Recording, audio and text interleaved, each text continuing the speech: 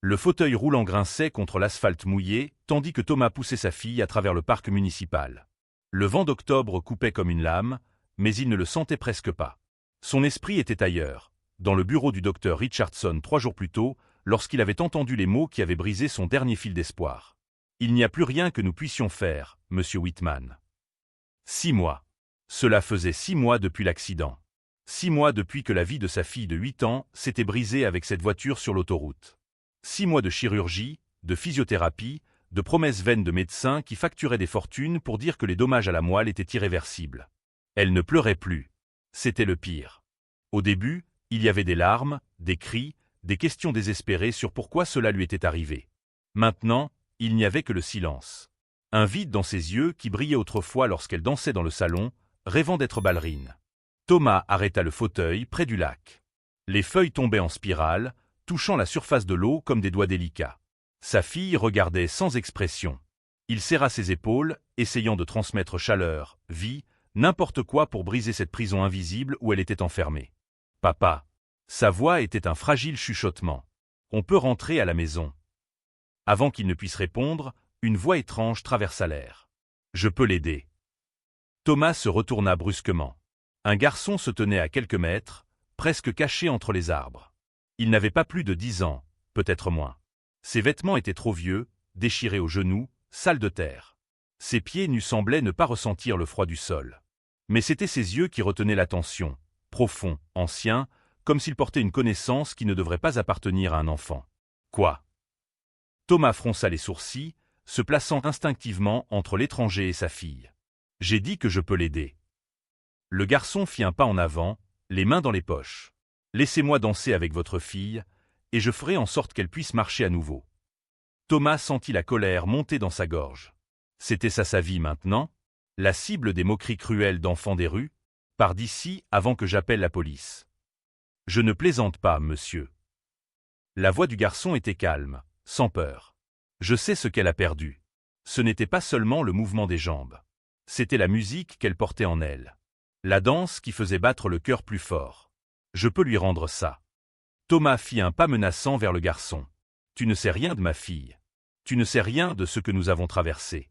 Maintenant, disparais avant que... » « Papa, attends. » Il se figea. Sa fille regardait le garçon avec quelque chose que Thomas n'avait pas vu depuis des mois. De la curiosité. Peut-être même une lueur d'espoir. « S'il te plaît, » dit-elle doucement. « Laisse-le essayer. » Thomas la regarda, puis le garçon, puis encore elle. Son instinct criait que c'était absurde, même dangereux. Mais il y avait quelque chose sur le visage de sa fille. Cette première étincelle de vie après tant de temps, qui le fit hésiter. « Comment ?» entendit-il sa propre voix, distante, incrédule. « Comment comptes-tu faire ça ?» Le garçon s'approcha lentement, comme s'il s'occupait d'un animal effrayé. La musique n'a pas besoin de son pour exister. Elle est dans le vent, dans les feuilles qui tombent, dans le rythme du cœur. Votre fille le sait. Elle l'a toujours su. Thomas voulait rire, crier, renvoyer ce gamin. Mais il ne pouvait pas bouger. Le garçon était maintenant à côté du fauteuil, tendant la main vers sa fille. « Tu me fais confiance. » Elle regarda la main sale, puis le visage du garçon. Lentement, elle posa sa petite main dans la sienne. « Ferme les yeux, » dit doucement le garçon. « Et ressens. » Thomas observa, paralysé, tandis que sa fille obéissait. Le garçon commença à bouger sa main, lentement, comme s'il suivait une mélodie que lui seul pouvait entendre. Et alors quelque chose d'impossible se produisit. Les feuilles autour commencèrent à tourner. Ce n'était pas le vent, Thomas en était sûr. C'était comme si elle suivait un motif, une chorégraphie silencieuse qui faisait vibrer l'air d'une énergie invisible. Le garçon commença à balancer doucement, guidant ses bras. « Ressens la musique? Elle a toujours été ici. Tu as juste oublié comment l'écouter. » Thomas vit des larmes couler sur le visage fermé de sa fille. Mais ce n'étaient pas des larmes de douleur. Son visage était détendu, presque en paix, pour la première fois depuis l'accident. Et alors elle bougea. Pas beaucoup. Juste les orteils, une petite contraction presque imperceptible. Mais Thomas l'a vu. Il a vu et son cœur s'est arrêté. « Continue, » murmura le garçon. « Ne cesse pas de danser. » Les mouvements devinrent plus forts. Un genou trembla.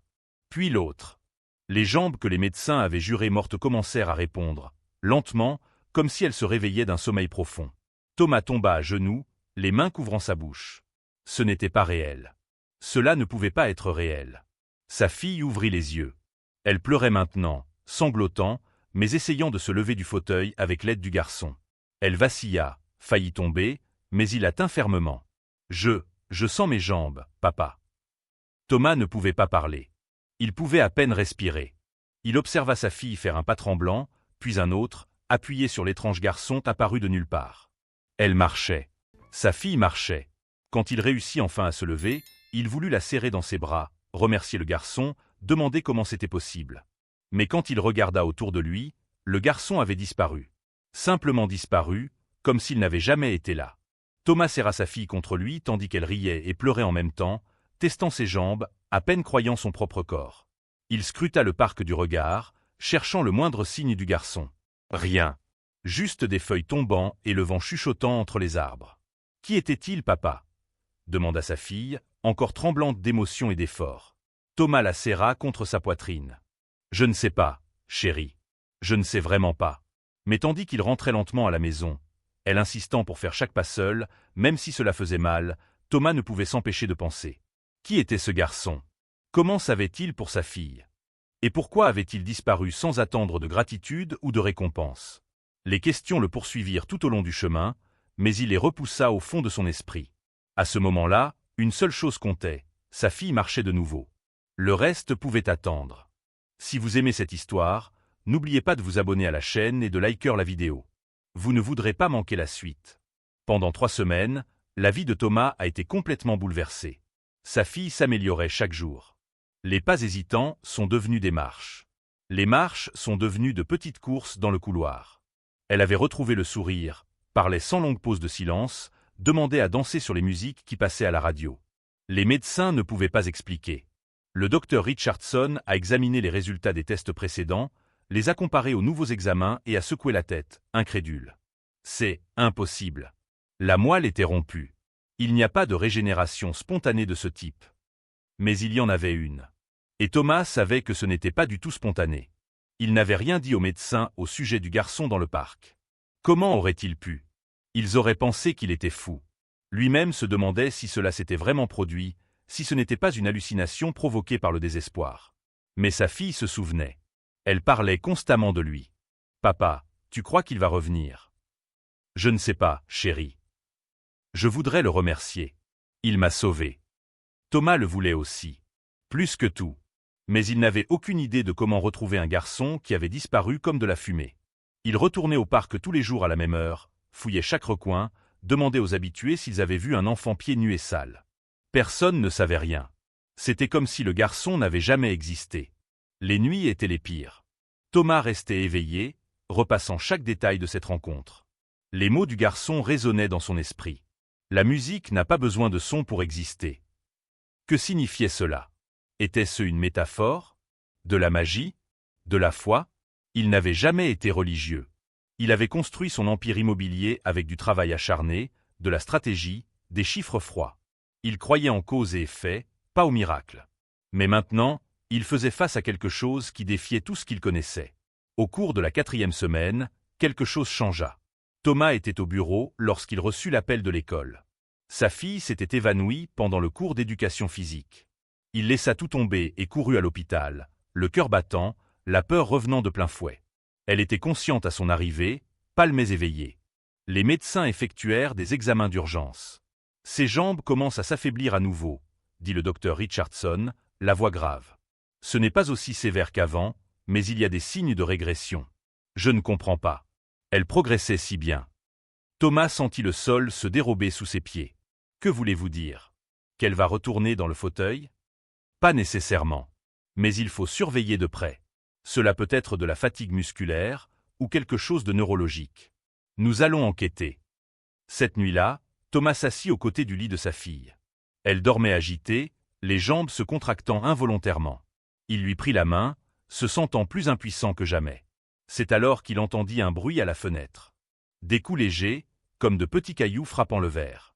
Thomas se leva lentement, marcha jusqu'au rideau et l'écarta. Le garçon était dehors. Thomas descendit les escaliers si vite qu'il faillit trébucher. Il ouvrit la porte d'entrée et sortit dans le jardin.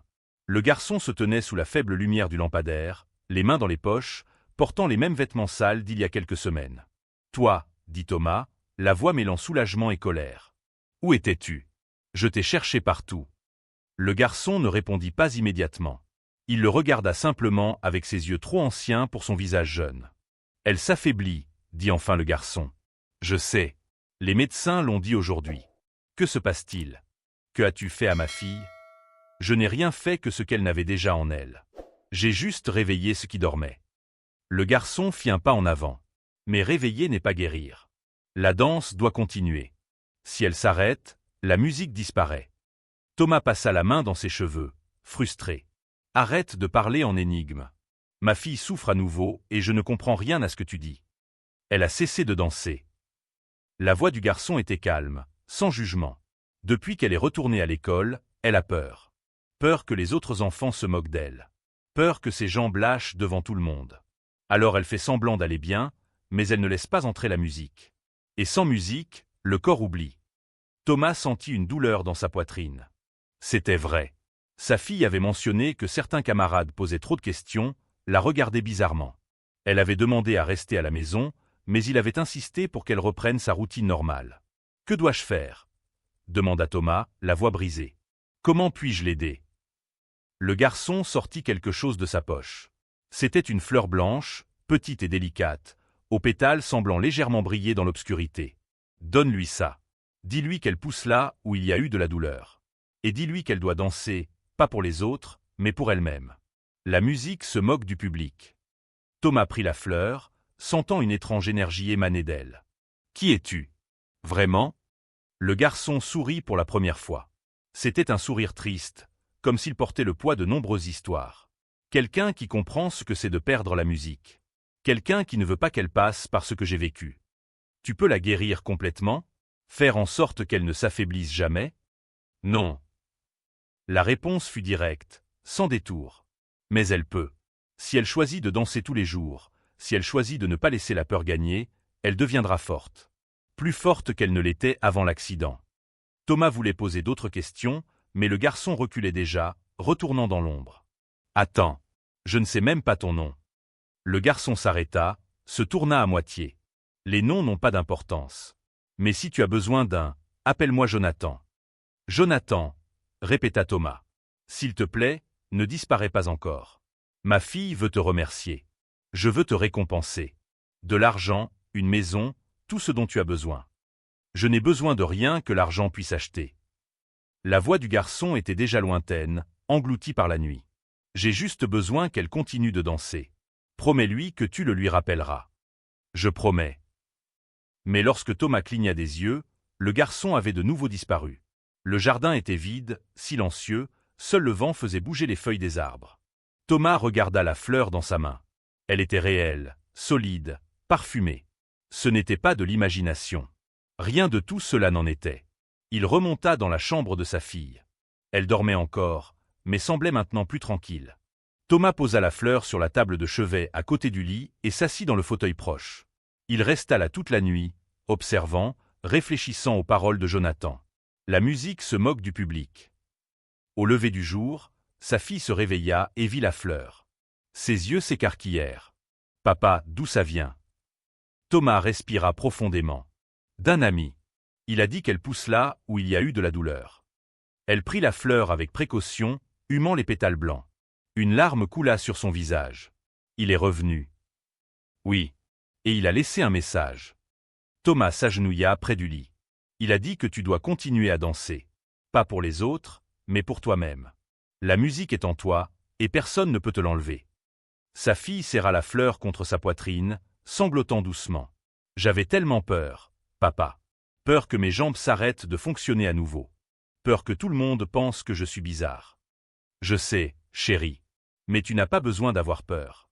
Tu es la personne la plus forte que je connaisse. Elle le regarda, les yeux rouges mais déterminés. Puis-je danser maintenant, même avec mes jambes faibles?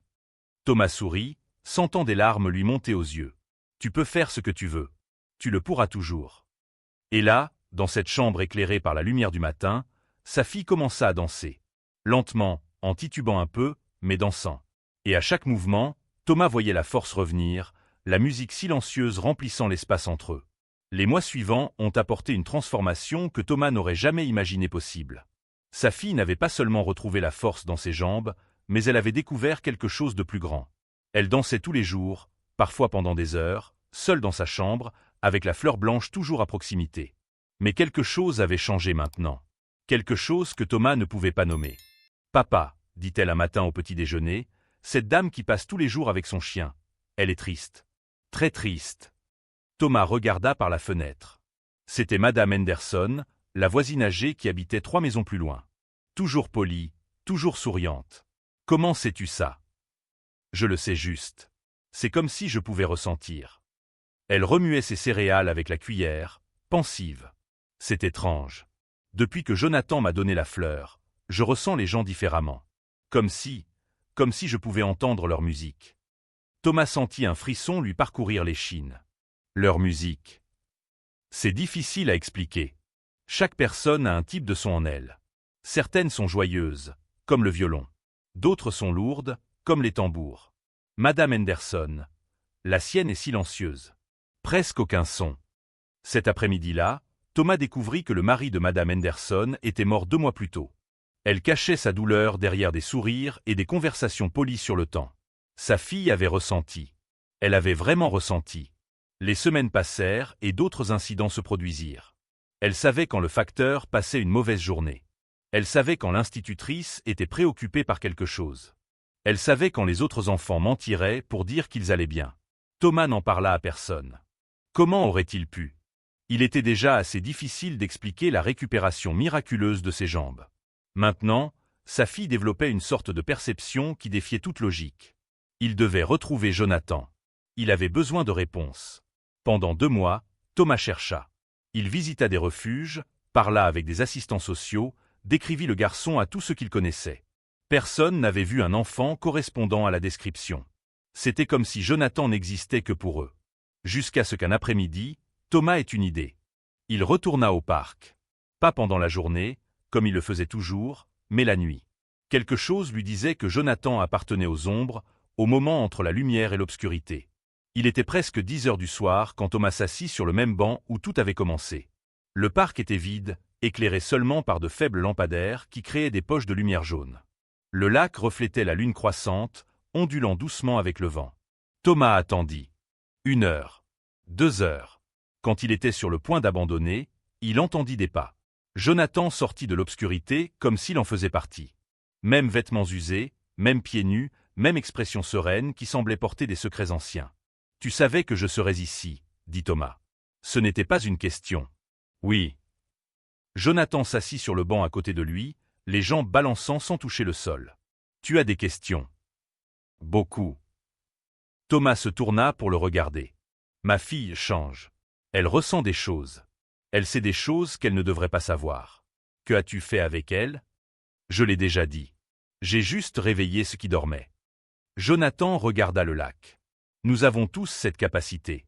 Ressentir la musique des autres, percevoir la douleur et la joie cachée. Mais la plupart des gens passent toute leur vie sans y accéder. Ta fille, elle est passée par l'obscurité. Et dans l'obscurité, les autres sens deviennent plus aiguisés. Ce n'est pas normal. Ce n'est pas naturel. Défini naturel. Jonathan se tourna vers lui. Est-il naturel d'avoir 2 bras, 2 yeux ? Alors pourquoi certains naissent sans ? Est-il naturel de marcher ? Alors pourquoi ta fille l'a-t-elle perdue et retrouvée ? Naturel n'est qu'un mot que nous utilisons pour ce que nous comprenons. Tout ce qui dépasse, nous appelons ça miracle ou folie. Thomas se passa la main sur le visage, épuisé. Qui es-tu, Jonathan ? Vraiment ? Parce que tu n'es pas un enfant ordinaire. Le garçon resta silencieux longtemps. Quand il parla, sa voix portait un poids qui ne correspondait pas à son apparence jeune. J'étais comme ta fille. Il y a longtemps. Si jeune, si rempli de musique. Je dansais pour ma mère tous les jours, et elle disait que j'avais de la magie dans les pieds. Il fit une pause, les yeux dans le vague. Jusqu'au jour où, lors d'un hiver cruel, je tombai malade. Forte fièvre, délire. Quand je guéris, mes jambes ne répondaient plus. Les médecins de l'époque n'avaient pas de nom pour ce qui s'était passé. Ils ont juste dit que je ne marcherais plus jamais. Thomas sentit son cœur se serrer. Tu étais paralysé ? Pendant 3 ans. 3 ans coincé dans un fauteuil en regardant les autres enfants courir, sauter, danser. Ma mère a dépensé tout ce qu'elle avait pour essayer de me guérir. Charlatan, guérisseur, médecin de vie lointaine. Rien ne fonctionnait. Jonathan regarda ses propres mains. Jusqu'au jour où un homme étrange apparut. Il n'a pas demandé d'argent. Il m'a juste demandé de danser avec lui. Et quand j'ai pris sa main, j'ai senti la musique revenir. Exactement comme ta fille l'a ressenti. Et tu as été guéri. Oui. Mais l'homme m'a fait promettre quelque chose. Que lorsque je grandirai, j'aiderai d'autres comme moi. Que je transmettrai ce que j'avais reçu. Jonathan regarda Thomas droit dans les yeux. J'ai tenu cette promesse plus longtemps que tu ne peux l'imaginer. Thomas fronça les sourcils. Plus longtemps? Tu as quoi, 10 ans? Jonathan sourit tristement. Je semble avoir 10 ans. Mais j'ai cessé de vieillir il y a longtemps. Le jour où cet homme m'a guéri, quelque chose a changé. Pas seulement mes jambes. Mon temps s'est arrêté. Et depuis, je vagabonde. Cherchant ceux qui ont perdu la musique. Les aidant à la retrouver. L'esprit de Thomas refusait de traiter cela. C'est impossible. Comme il est impossible que ta fille marche à nouveau, comme il est impossible qu'elle ressente la tristesse des autres. Jonathan se leva. Tu es venu ici chercher des réponses, Thomas. Mais la vérité est que certaines choses n'ont pas d'explication qui tiennent en mots. Elles ne peuvent qu'être ressenties. Attends. Thomas se leva également. Si tu as cessé de vieillir, si tu es coincé dans cette forme, cela signifie que tu souffres? Que tu es prisonnier? Je l'étais, admit Jonathan. Pendant longtemps, je l'ai ressenti comme une malédiction. Voir des générations naître et mourir pendant que je restais le même. Mais alors j'ai compris. Ce n'était pas une malédiction. C'était un but. Chaque personne que j'aide, chaque danse que je restaure, me donne un jour de plus de paix. Et peut-être qu'un jour, quand j'aurai aidé suffisamment, le temps recommencera pour moi aussi. Thomas sentit des larmes chaudes dans ses yeux.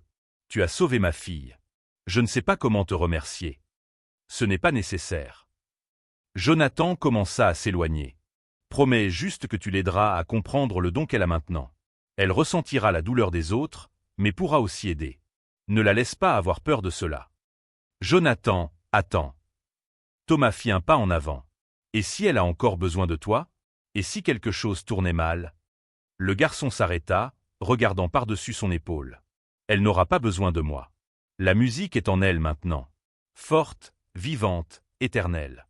Et toi? Il sourit, tu as appris à croire en l'impossible. C'est tout ce dont elle a besoin. Thomas regarda Jonathan disparaître dans l'obscurité une fois de plus. Mais cette fois, il ne ressentit ni frustration ni confusion. Il ressentit de la gratitude. Et quelque chose de plus profond. Il comprit que sa fille n'avait pas seulement été guérie. Elle avait été transformée. Et maintenant, c'était à lui de l'aider à naviguer dans ce nouveau monde qui s'ouvrait devant elle. Lorsqu'il rentra chez lui, sa fille était encore éveillée, pratiquant des pas de ballet dans le salon. Elle s'arrêta quand il entra. Tu l'as trouvé, n'est-ce pas? Thomas acquiesça. Oui. Et il m'a raconté une histoire incroyable. Il est spécial, papa. Je l'ai toujours su. Oui. Il l'est. Thomas serra sa fille dans ses bras. Et toi aussi. Tu es très spécial. Elle se recula un peu, le regardant dans les yeux. Je sens ton inquiétude. Mais tu n'as pas besoin de t'inquiéter. Je vais aller bien. La musique est ici. Elle posa la main sur son cœur. Et elle ne partira plus jamais. Thomas la crut. Pour la première fois depuis longtemps, il crut entièrement. 6 mois plus tard, Thomas pensait avoir enfin trouvé la paix. Sa fille était forte, heureuse, dansant dans un groupe de ballet local. Le don de ressentir les émotions des autres la terrifiait encore parfois, mais elle apprenait à y faire face. Tout semblait revenir en place. Jusqu'au matin où elle se réveilla en criant. Thomas courut dans sa chambre. Il la trouva assise sur le lit, en sueur, les mains tremblant violemment. Qu'est-ce qui se passe? Que s'est-il passé? Jonathan, Altatéel. Il souffre. Il est en danger. Thomas s'assit à côté d'elle, essayant de la calmer. Ce n'était qu'un cauchemar, chérie. Tu es... Ce n'était pas un cauchemar. Elle attrapa son bras avec une force surprenante. Je l'ai ressenti, papa. Comme je ressens les autres personnes, mais 1000 fois plus fort. Il appelle à l'aide. Pas avec des mots. Avec la musique. Et elle s'éteint. Thomas sentit un froid lui parcourir l'échine. Depuis que Jonathan lui avait révélé son histoire, Thomas avait pensé à lui plusieurs fois. Il s'était demandé si un jour le garçon trouverait enfin le repos. Mais il n'avait jamais imaginé que quelque chose puisse le menacer. Où est-il? Je ne sais pas exactement. Mais je peux sentir la direction. C'est comme si sa musique me tirait. Elle se leva du lit, vacillant un peu. Nous devons y aller. Maintenant. Thomas ne discuta pas. Il prit les clés de la voiture et suivit ses indications. Elle le guida à travers les rues de la ville, puis en dehors, sur des routes de plus en plus désertes. Il était presque 6 heures du matin lorsqu'ils arrivèrent dans un quartier que Thomas n'avait jamais visité. C'était la partie la plus pauvre de la ville. Des maisons en ruine, des rues pleines de nids de poules, des enfants pieds nus jouant parmi les déchets. La voiture de Thomas jurait complètement dans ce décor. Là, sa fille pointa une ruelle étroite entre deux bâtiments abandonnés. Thomas gara la voiture et tous deux descendirent. L'odeur de moisi et d'urine emplissait les narines. Au fond de la ruelle, Thomas vit du mouvement. Des voix dures, des rires cruels. 3 garçons plus âgés entouraient quelqu'un de plus petit. Lorsque Thomas s'approcha, il reconnut instantanément. Jonathan était acculé contre le mur. Son visage était meurtri, sa lèvre saignait. Les 3 adolescents riaient tandis que l'un d'eux tenait le garçon par le col. « On pensait que tu cachais de l'argent, puant », dit l'un d'eux. « Mais tu n'as rien. Juste un mendiant inutile. »« Pire qu'un mendiant », cracha un autre. « C'est l'un de ces enfants qui trompent les gens en faisant semblant d'être sains. Mon père a perdu $50 à cause d'un gamin comme ça l'an dernier. » Thomas sentit la colère exploser dans sa poitrine. « Lâchez-le. Maintenant. » Les 3 adolescents se retournèrent. Le plus grand, un garçon d'environ 17 ans avec une cicatrice sur le menton, sourit avec mépris. « Ou quoi, vieux? Tu vas appeler la police? Ici, la police n'entre pas. Et si elle entre, elle repartira sans voiture. » Thomas fit un pas en avant, se plaçant entre eux et Jonathan. « J'ai dit de le lâcher. » Le garçon à la cicatrice poussa Thomas avec force. Il trébucha en arrière, mais garda l'équilibre. « Papa !» Sa fille courut pour l'aider, mais Thomas tendit le bras pour la protéger.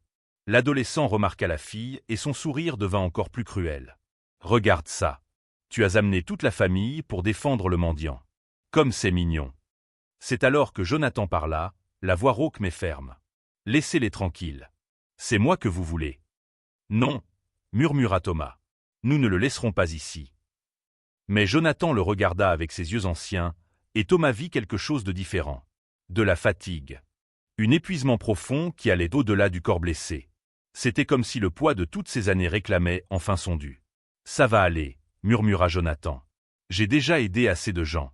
J'ai assez dansé. » Thomas sentit son cœur s'effondrer. « Non, ne dis pas ça. » Le garçon à la cicatrice perdit patience. Il avança, le poing levé. C'est alors que la fille de Thomas fit quelque chose d'extraordinaire. Elle commença à danser. Là, dans cette ruelle sale, entourée de violence et de haine, elle commença à danser. Il n'y avait pas de musique. Il n'y avait pas de public qui importait. Mais elle dansait comme si sa vie en dépendait. Et quelque chose se produisit. L'air autour commença à vibrer. Ce n'était pas le vent. C'était quelque chose de plus subtil, plus profond. C'était comme si l'atmosphère elle-même répondait à ces mouvements, créant des vagues invisibles d'énergie. Les 3 adolescents s'arrêtèrent, confus. Le poing levé tomba lentement. La fille continua de danser, et Thomas vit des larmes couler sur son visage. Elle ne dansait pas seulement pour Jonathan. Elle dansait pour tous là-bas. Pour les garçons perdus qui croyaient que la violence était du pouvoir. Pour son père qui avait appris que l'argent n'achetait pas de miracle. Pour elle-même, qui avait failli perdre la capacité de se mouvoir et pouvait maintenant accomplir l'impossible. La musique dont Jonathan parlait toujours, cette musique silencieuse que tout le monde porte en soi, commença à se manifester. Thomas pouvait jurer entendre de douces notes, des mélodies lointaines, comme si l'univers entier prêtait attention à ce moment. Le garçon à la cicatrice tomba à genoux. Des larmes commencèrent à couler sur son visage dur, et il ne savait pas pourquoi. Ses amis reculèrent, touchant leur poitrine comme s'ils ressentaient une douleur qui n'était pas physique. Jonathan, encore appuyé contre le mur, sourit. Ce n'était pas un sourire triste. C'était sincère, soulagé, presque fier. « Elle a appris », murmura-t-il. « Elle a vraiment appris. » La danse de la fille ralentit, devenant plus douce, plus réconfortante. Et lorsqu'elle s'arrêta enfin, la ruelle était dans un silence absolu. L'adolescent à la cicatrice se leva lentement. Il regarda Jonathan, puis la fille, puis ses propres mains comme s'il les voyait pour la première fois. « Je suis désolé, dit-il, la voix brisée. Je ne sais pas pourquoi j'ai fait ça. Je ne suis pas comme ça. » Ses amis murmurèrent des excuses honteuses. Les trois quittèrent rapidement la ruelle, sans se retourner, comme s'ils fuyaient quelque chose qu'ils ne pouvaient nommer. Thomas courut vers Jonathan, l'aidant à se lever. « Ça va. » Jonathan acquiesça, essuyant le sang de sa lèvre. « Ça va. Grâce à elle. » Il regarda la fille de Thomas avec admiration. « Tu as utilisé la musique pour les guérir. Pas seulement le corps. L'âme. » Elle était pâle, épuisée, mais ses yeux brillaient. J'ai ressenti ce qu'il ressentait. Tant de haine. Tant de douleur cachée. Ils ne sont pas mauvais, Jonathan. Ils sont juste perdus. Je sais. Jonathan toucha doucement son épaule. Et tu viens de montrer que tu comprends le véritable pouvoir de la danse. Ce n'est pas seulement du mouvement. C'est la connexion. C'est rappeler aux autres qu'ils ne sont pas seuls. Thomas serra les deux dans ses bras. Nous devons l'emmener à l'hôpital. Soigner ses blessures. Inutile. Je suis déjà en train de guérir. Jonathan se détacha de l'étreinte, et Thomas vit que c'était vrai. Les ecchymoses disparaissaient déjà, et la coupure sur la lèvre se refermait. Mais il y a quelque chose que je dois vous dire. Il prit une profonde inspiration, comme pour trouver son courage. Quand ta fille a dansé tout à l'heure, quand elle a utilisé la musique pour guérir au lieu de seulement se guérir, quelque chose a changé. Je l'ai ressenti. Pour la première fois depuis des décennies, j'ai senti mon cœur battre différemment. J'ai senti le temps bouger en moi. Thomas écarquilla les yeux. Que veux-tu dire? Je dis qu'elle a fait ce que je n'ai jamais réussi à faire seule. Elle a prouvé que la guérison n'est pas seulement recevoir. C'est donner. Et en faisant cela, elle a brisé quelque chose en moi. Quelque chose qui me retenait prisonnier. Jonathan sourit, et il y avait une paix véritable sur son visage. Je crois que je peux enfin me reposer. La fille de Thomas commença à pleurer. Non, tu ne peux pas partir. Tu nous as sauvés. Et maintenant, tu m'as sauvé. Jonathan lui prit les mains. N'aie pas peur. Je ne vais pas disparaître. Je vais juste continuer mon chemin. Là où j'aurais dû aller depuis longtemps. Mais je porterai ta danse avec moi. Toujours. Il se tourna vers Thomas. Prends soin d'elle. Aide-la à utiliser ce don avec sagesse. Parce que ce qu'elle a n'est pas commun. C'est rare. C'est précieux. Thomas peinait à parler à travers ses larmes. Je le promets. Jonathan fit un pas en arrière. La lumière du matin commença à envahir la ruelle, et avec elle, quelque chose d'extraordinaire se produisit. Le corps de Jonathan commença à briller doucement, devenant translucide, éthéré. « Merci, dit-il, la voix devenant un écho lointain, de m'avoir rappelé pourquoi il vaut la peine de croire au miracle. » Et puis il partit. Il ne disparut pas dans l'ombre comme avant. Il s'éleva simplement, comme s'il avait enfin la permission de rentrer chez lui. Thomas et sa fille restèrent immobiles dans cette ruelle pendant de longues minutes après la disparition de Jonathan. Le silence était différent maintenant. Il n'était ni vide ni effrayant. Il était paisible, comme si l'air lui-même avait été purifié. « Il est vraiment parti cette fois », chuchota-t-elle, regardant encore l'endroit où Jonathan se trouvait quelques instants plus tôt. « Oui. » Thomas la prit dans ses bras par les épaules. « Mais il est en paix maintenant. Grâce à toi. » Ils rentrèrent chez eux en silence.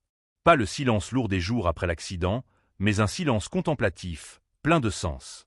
Thomas conduisait lentement, traitant tout ce qui s'était passé. Sa fille regardait par la fenêtre, observant la ville s'éveiller, les gens commençant leur routine quotidienne sans savoir qu'ils venaient d'être témoins de la fin d'une histoire qui durait depuis des décennies. Dans les jours qui suivirent, quelque chose d'extraordinaire commença à se produire. La fille de Thomas ne se contenta pas de continuer à danser. Elle commença à enseigner. D'abord, ce furent seulement quelques enfants du quartier qui venaient dans le jardin de la maison. Elle leur montrait des pas simples, leur apprenait à sentir le rythme intérieur, la musique qui n'a pas besoin de son. Puis vinrent les adultes. Des personnes qui avaient perdu quelque chose au cours de leur vie. Pas nécessairement le mouvement des jambes, mais la joie, l'espoir, la connexion avec quelque chose de plus grand. Ils s'asseyaient sur la pelouse et regardaient la fille danser, et quelque chose en eux commençait à s'éveiller. Thomas observait de loin, émerveillé. Sa fille n'avait que 9 ans, mais elle portait une sagesse qui transcendait l'âge. C'était comme si Jonathan lui avait laissé une partie de son objectif. Un après-midi, 3 mois après l'adieu à Jonathan, Thomas reconnut quelqu'un dans la petite foule rassemblée dans le jardin. C'était l'adolescent à la cicatrice. Le même qui avait acculé Jonathan dans cette ruelle. Thomas sentit ses muscles se tendre, l'instinct protecteur hurler. Mais avant qu'il ne puisse bouger, sa fille avait déjà repéré le garçon. Et à la surprise de Thomas, elle sourit et fit signe qu'il s'approche. L'adolescent hésita, visiblement gêné. Mais finit par marcher vers eux, les mains dans les poches, les yeux baissés. Je ne sais pas si vous vous souvenez de moi, commença-t-il, la voix tremblante. Ce jour-là dans la ruelle. J'ai fait des choses terribles. J'ai blessé ce garçon. Je vous ai fait peur. Je me souviens, dit doucement la fille de Thomas. Comment vas-tu? La question prit l'adolescent de court. Il cligna rapidement des yeux, luttant contre les larmes. J'essaie d'être meilleur. Ce jour-là a tout changé. Je ne sais pas ce que tu as fait, comment tu l'as fait, mais après ça je n'ai plus pu redevenir celui que j'étais avant. La colère a simplement disparu. Il la regarda enfin. Je suis venu m'excuser. Et demander si tu pourrais m'apprendre. Ce que tu as fait. Comment tu l'as fait. Thomas vit sa fille réfléchir un instant. Puis elle tendit la main. Tu veux apprendre à danser? Le garçon hocha timidement la tête. Je n'ai jamais dansé de ma vie. Mais si ça peut m'aider à être meilleur, je veux essayer. Et ainsi commença-t-il. L'adolescent qui avait presque détruit Jonathan devint l'un des élèves les plus dévoués. Il venait tous les jours, s'entraînait pendant des heures, et peu à peu, Thomas vit la transformation. La dureté sur le visage du garçon s'adoucit. Les épaules voûtées se redressèrent. Il commença à sourire. Et ce n'était pas seulement lui. Thomas voyait des changements chez tous ceux qui venaient apprendre avec sa fille. La voisine en deuil commença à parler de son mari avec tendresse plutôt que douleur. L'homme qui avait perdu son emploi trouva le courage de recommencer. L'adolescente dépressive recommença à peindre. C'était comme si la danse était une clé qui ouvrait des portes verrouillées à l'intérieur des gens. 1 an s'était écoulé depuis le départ de Jonathan. Thomas était dans son bureau lorsque sa fille entra, tenant quelque chose délicatement dans ses mains. C'était la fleur blanche que Jonathan lui avait donnée. Miraculeusement, elle n'avait jamais fané. Elle était encore aussi fraîche et parfumée que le premier jour. « Papa, dit-elle doucement, je crois que je sais ce que je dois faire maintenant. » Thomas ferma l'ordinateur portable, lui donnant toute son attention. « Que veux-tu dire ?» Jonathan a passé des décennies à aider les gens parce que quelqu'un l'avait aidé en premier. Il m'a aidé parce que c'était ce qu'il devait faire. Son but. Elle regarda la fleur. Je crois que c'est mon but aussi.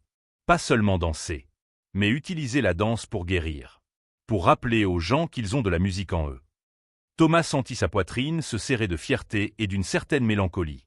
Sa fille grandissait, non seulement en âge, mais en compréhension, en compassion, en sagesse. Tu es sûr? C'est une grande responsabilité pour quelqu'un d'aussi jeune. Je sais. Mais Jonathan a porté cela seul si longtemps. Et maintenant il me passe le relais. Je ne peux pas simplement l'ignorer. Elle sourit, et c'était le sourire le plus pur que Thomas ait jamais vu. De plus, je ne suis pas seul. Je tais-toi. Et tous ceux que j'ai aidés, qui peuvent maintenant aider d'autres personnes aussi. Thomas serra sa fille dans ses bras, les larmes aux yeux. Ton cœur est immense, chérie. Plus grand qu'il ne devrait tenir en quelqu'un d'aussi petit. Jonathan m'a appris que la taille n'importe pas quand il s'agit d'amour, murmura-t-elle. Le cœur peut être infini si nous le laissons. Dans les mois suivants, l'histoire de la fille qui dansait et guérissait se répandit. Des gens venaient des villes voisines pour la voir. Certains sceptiques, d'autres désespérés, beaucoup simplement curieux. Elle accueillait tous avec la même gentillesse, la même patience. Tous n'étaient pas guéris comme ils l'espéraient. Certains voulaient des solutions instantanées, des miracles sur demande. Mais elle enseignait que la véritable guérison venait de l'intérieur, qu'elle montrait seulement le chemin. Chaque personne devait choisir de marcher. Thomas transforma une partie du jardin en petit studio en plein air. Rien de luxueux, juste un plancher en bois, quelques bancs, des lanternes pour les soirées. Sa fille donnait des cours gratuits 3 fois par semaine. Peu importait si la personne avait de l'argent ou non. La seule monnaie acceptée était la volonté d'essayer. Et les gens essayaient. L'adolescent à la cicatrice devint finalement assistant, aidant à enseigner aux plus jeunes. Madame Henderson commença à donner des cours de musique pour accompagner les danses. D'autres, qui avaient été guéris, revenaient pour aider, créant une communauté de personnes unies par une même croyance, que la musique intérieure peut transformer des vies. 2 ans après le départ de Jonathan, Thomas était dans le jardin, observant sa fille diriger un cours lorsqu'il sentit une présence familière. Ce n'était pas physique. C'était quelque chose de plus subtil. Une brise légère portant le parfum de fleurs blanches. Un murmure dans le vent qui ressemblait au rire d'un enfant. Il regarda autour de lui, mais ne vit rien. Pourtant, il sut. Jonathan était là d'une certaine manière. Non prisonnier, non souffrant, mais libre. Observant fièrement l'héritage qu'il avait laissé. « Merci », murmura Thomas au vent. « Pour tout. » La brise sembla s'intensifier un moment, l'enveloppant de chaleur. Puis elle disparut. Cette nuit-là, Thomas borda sa fille comme il le faisait depuis qu'elle était bébé. Mais maintenant, elle n'était plus une petite fille effrayée. C'était une jeune personne avec un but, une direction, un don qu'elle utilisait pour le bien. « Papa, » dit-elle somnolente, « tu crois que Jonathan a trouvé ce qu'il cherchait ?»« Oui, chérie. Je crois que oui. »« Bien. Il méritait de se reposer. » Elle ferma les yeux. « Un jour, quand je serai vieille et que j'aurai aidé beaucoup de gens, tu crois que je le retrouverai ?» Thomas l'embrassa sur le front. « J'en suis absolument certain. » Elle sourit et s'endormit, tenant la fleur blanche contre sa poitrine. Thomas sortit de la chambre en silence, mais s'arrêta à la porte, regardant une dernière fois en arrière. Sa fille brillait doucement dans l'obscurité. Ce n'était pas de l'imagination. C'était réel. La même lumière que Jonathan avait eue en partant. Ce n'était pas la lumière de celui qui s'en va, mais de celui qui porte quelque chose de sacré en lui. Et Thomas comprit la dernière leçon que Jonathan avait laissée. Nous pouvons tous briller. Nous pouvons tous guérir. Il suffit de se souvenir de la musique que nous portons et d'avoir le courage de danser, même quand le monde entier regarde. Surtout quand il regarde. Parce que c'est ainsi que la lumière se répand. Une danse à la fois. Une âme à la fois. Un cœur guéri qui devient une source de guérison pour les autres. Et tant qu'il y aura des gens prêts à danser, l'espoir ne mourra jamais. Si cette histoire a touché votre cœur, n'oubliez pas de vous abonner à la chaîne et de liker la vidéo. Partagez-la avec quelqu'un qui a besoin de se rappeler qu'il y a encore de la magie dans le monde.